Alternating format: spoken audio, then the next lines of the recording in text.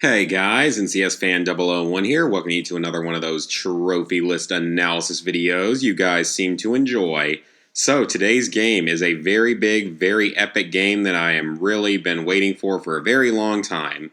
Today's game is Call of Duty 4 Modern Warfare Remastered. So, Call of Duty Modern Warfare Remastered is coming out. You have to purchase Infinite Warfare to buy it and supposedly to even play it. Thanks, assholes over at Infinity Ward. Anyway, so the game, it comes with 51 trophies worth 1,230 points, 1 platinum, 1 gold, 15 silver, 34 bronzes. This list was actually a very big surprise to me. The reason being that generally when we see ports of games from the PS3, we tend to see them be very similar, if not completely identical, to their PS3 counterparts when it comes to trophy lists. Like we see that with the Lego games and the Resident Evil games were complete, exactly the same trophy lists for the most part. Resident Evil 5 changed it around a little bit, made a few of them easier, but overall very similar. Like GTA 5, I think like made one trophy a different value and added in an additional trophy, stuff like that. So basically, this one actually added in quite a few new trophies compared to the old achievement list, because that's what I'm going to be comparing this to at times, is that old achievement list. So let's get to it. Now, I have beaten Call of Duty 4 around 25 times, so I do know where quite a few of these trophies and such are going to come from. So we have Just Another Day at the Office, that's your platinum trophy. Earn a Winged Dagger, complete FNG, that's the tutorial mission, and these are all bronze. Make the Jump, infiltrate a cargo ship, that's the second mission of the game. Dancing in the Dark, Kill the Power, that's the first mission of Act 1. Save the Bacon, Protect Warpig the Abrams tank, that's the second mission of Act 1. Death from Above, Operate an AC-130 gunship, can't wait to freaking see that in better graphics and everything. That's the fifth mission of Act 1. Wrong Number, Find Al-Assad's Safe House, that's the first mission of Act 2. Piggyback Ride, Carry Captain McMillan to Safety, that's the third mission of Act 2. Desperate Measures, Corner Zakhaev's Son, that is the final mission of Act 2, the fifth mission of Act 2 for that matter. Win the War, complete the game on any difficulty. So every single one of those is actually bronze, so I'm surprised that I guess it's because there are so many trophies in this game, but every single one of those is story related and can't be missed. The game is, you can blast through the game on Recruit in like 3.5 hours, so don't worry about any of that stuff. Look Sharp, find 15 enemy intel items. Eyes and Ears, find 30 enemy intel items. I don't know if it should be considered sad or not, but I can remember off the top of my head where probably 25 of those items are without any sort of guide or anything.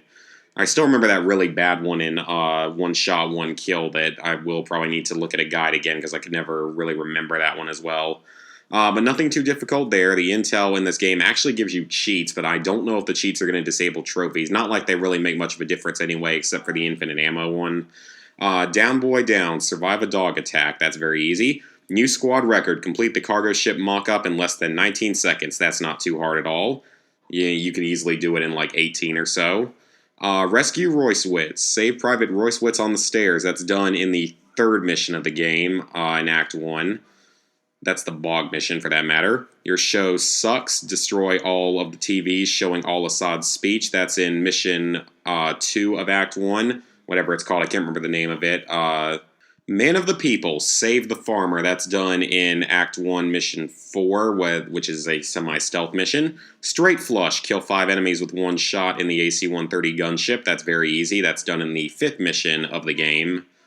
Gillies in the Mist. Can't wait to do this again. Complete all gillied up without alerting any enemies. Can't freaking wait to do that. That's very easy. Or actually, no, that's not the easiest in the world. It can be a little tricky, but it's not too bad.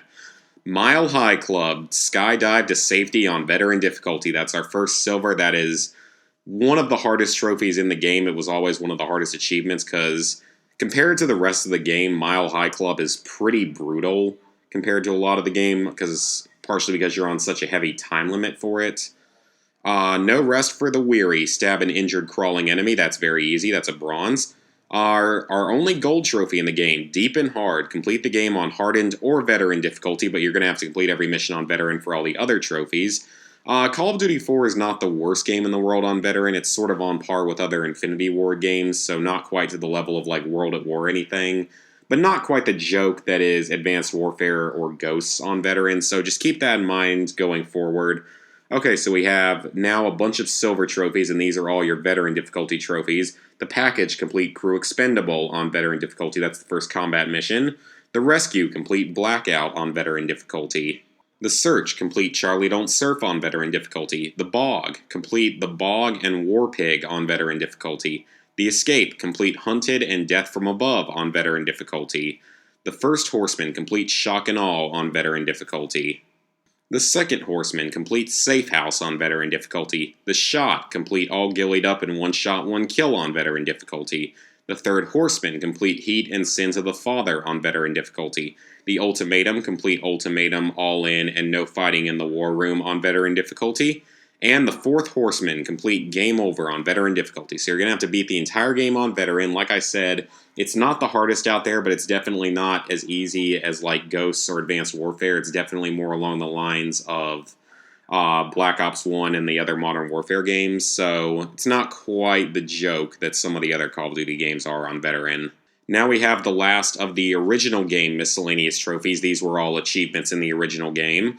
Daredevil, kill an enemy while blinded by a flashbang. That's pretty easy. Roadkill, kill 2 enemies by blowing up a car. So 2 enemies at one time. That shouldn't be too bad. Bird on the ground, shoot down an enemy helicopter with an RPG. I remember there's a really good point for that sometime during Act 1, one of the American missions. 4 of a Kind, kill 4 enemies in a row with headshots in the single-player campaign. You might very well get that on All Gillied Up, actually. 3 of a Kind, kill 3 enemies in a row with a knife in the single-player. That's extremely easy. So now we're going to get to the new trophies, and there's some very interesting ones in here. Okay, so this one is the first of those crazy or strange ones, and look at this. Time Paradox. Kill Makarov and complete your mission. So there's going to be some kind of bonus mission related to Makarov. Maybe it's related to that Finding Makarov short film they made. If so, that's going to be really cool, actually, that they would add that in as a new piece of content. Now we have a silver trophy, Weapon Master. Get a kill with each type of handheld gun, explosive, and launcher in the single player.